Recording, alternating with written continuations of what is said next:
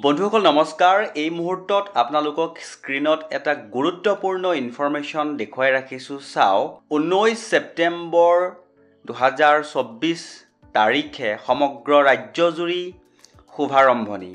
তে নিশ্চয়কৈ গম পাইছে যে এটা ডাঙৰ ইনফৰমেশ্যন আজি আপোনালোকৰ সন্মুখত জনাবলৈ গৈ আছো আৰু চৰকাৰৰ ফালৰ পৰা এই বিশেষ ইনফৰমেশ্যনটো ঘোষণা কৰিছে 19 ছেপ্টেম্বৰ তাৰিখৰ পৰা আৰম্ভ হ'ব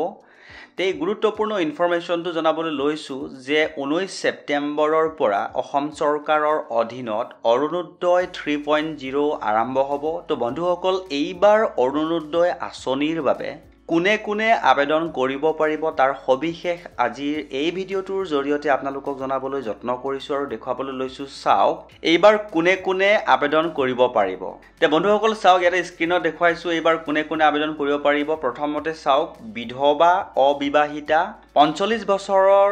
বয়সৰ ঊৰ্ধ্বৰ বিবাহ বিচ্ছেদিত আৰু অকলশৰীয়া মহিলা হলে আবেদন কৰিব পাৰিব তৃতীয় লিংগ হলে আবেদন কৰিব পাৰিব লিংগ নিৰ্বিশেষে দিব্যাংগ ব্যক্তিৰ অধিকাৰ আইন 2016 অনুসৰি দিব্যাংগ ব্যক্তিসকলেও আবেদন কৰিব পাৰিব তাৰ পিছত চাওক দেখাবলৈ যত্ন কৰিছো চৰকাৰী পঞ্জীয়নভুক্ত বৃদ্ধাশ্ৰমত থকা মহিলা তথা ৰোগীয়া বৃদ্ধ আৰু ৰোগীয়া মহিলা হলেও আবেদন কৰিব পাৰিব বুলি উল্লেখ কৰিছে তাৰ পিছত চাওক পৰিয়ালৰ উপাৰ্জনক্ষম ব্যক্তি গৰাকী 60 বছৰৰ ঊৰ্ধ্বৰ অথবা দিব্যাংগ হলে তেনে ঘৰৰ মহিলা অৰ্থাৎ 60 ইয়াৰৰ যদি এবভ হয় তেতিয়া হলে যিগৰাকী ব্যক্তিয়ে পৰিয়ালৰ হৈ উপাৰ্জন কৰে তেওঁৰ যদি 60 ইয়াৰৰ এবভ হয় 60 বছৰৰ ওপৰ হয় তেতিয়া হলে আবেদন কৰিব পাৰিব বুলি লিখিছে তাৰ পিছত HIV থেলাছেমিয়া হিমোফিলিয়া সেৰিব্ৰেল পালসি কুষ্ঠ অটিজিম স্পেক্ট্ৰাম বিকাৰত আক্ৰান্ত ৰোগী থকা পৰিয়ালৰ মহিলা গুৰুত্বপূৰ্ণ ইনফৰমেশ্যন যে এই বিশেষ বেমাৰকেইটা থকা আক্ৰান্তৰ পৰিয়ালৰ ৰোগী থকা মহিলায়ও আবেদন কৰিব পাৰিব বুলি লিখিছে তাৰ পিছত চাওক দেখাবলৈ যত্ন কৰিছো আশ্ৰয়হীন পৰিয়ালৰ মহিলা তাৰ পিছত লিখিছে চাওক ভিক্ষাৰে জীৱন নিৰ্বাহ কৰা মহিলা যিসকল মহিলা আছে ভিক্ষা কৰি বা খুজি মাগি খাই থাকে তেওঁলোকেও এই আঁচনিৰ বাবে আবেদন কৰিব পাৰিব বুলি উল্লেখ কৰিছে তাৰ পিছত চাওক অন্ত্যোদয়া অন্ন যোজনাৰ মহিলা হিতাধিকাৰী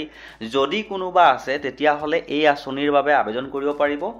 আৰু মুঠ বাৰ্ষিক উপাৰ্জন 2 লাখ টকাতকৈ কম হোৱা পৰিয়ালৰ মহিলা হলে আবেদন কৰিব পাৰিব তে বন্ধুসকল ইতিমধ্যে আপোনালোকক জনাবলৈ যত্ন কৰিছো যে 19 ছেপ্টেম্বৰৰ পৰা অৰুণোদয়